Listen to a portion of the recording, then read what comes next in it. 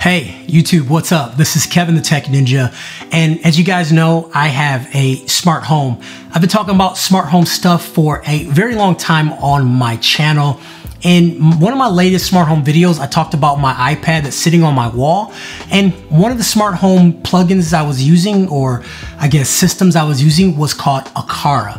AQARA reached out to me to talk about the system in a little bit more detail, since I just talked about it a little bit in that video. So this video is sponsored by AQARA, but the way I have it set up, and all opinions are my own. We're gonna start off with the main piece of the setup to get started with AQARA, and that's the hub. It is made up from a solid housing that blends in with pretty much any home decor. AQARA used a high transmitting material here. You can also take this a level up with the built-in Ethernet port for extra stability and a lower response time. And the cool thing about AQARA is that you have choices. There are two other types of hubs as well. The AQARA M15 Smart Hub is what I used, and I talked about that in a previous video. This also doubles as an alarm system and a night light with the built-in speakers. The way I have it set up is that it chimes when the door is open, and we'll talk about that a little bit later. Now, AQARA has gone a step further too, so instead of just having a speaker as a hub, you can also opt for the G2H camera hub, which is actually a hub, but it's a camera too.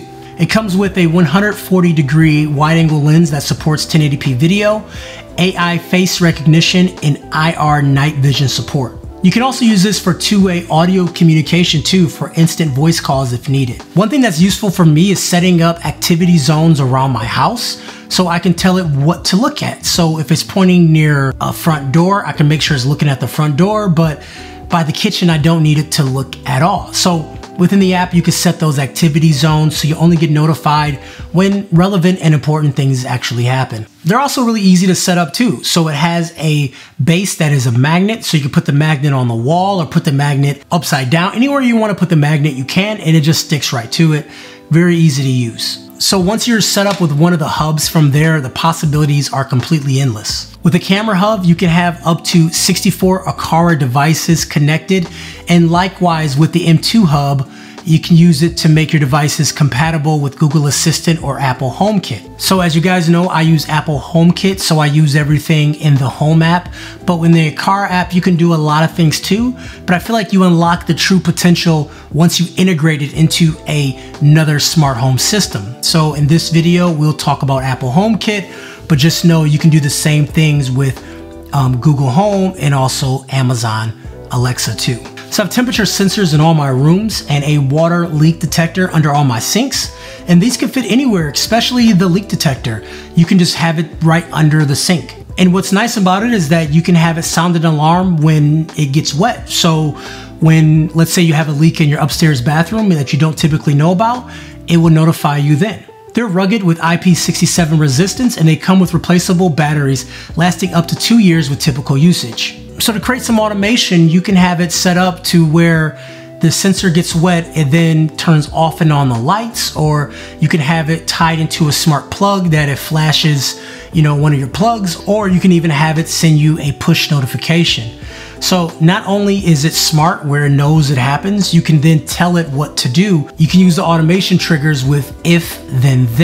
If you come to my house, you also see door and window sensors too, and these come with an alarm mode, so when you leave a door or window open, they can let you know. And it's also great for turning on the lights automatically when you open a door in the evening, or if you want to get notified whenever your door opens too.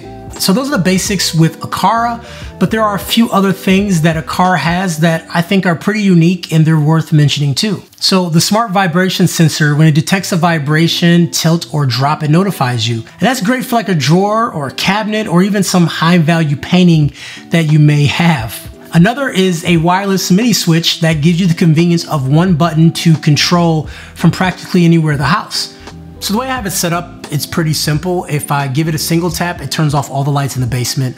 Or when I press and hold, it then turns all the lights back on in the basement. Or if I double tap it, what it does is it turns on the lights in the studio, and then it activates the smart plug to turn off my mini refrigerator. So when I make videos, I don't have that mini refrigerator making noise in the background. So that's just an example of the mini switch, what you can do with it, how you can tie into it.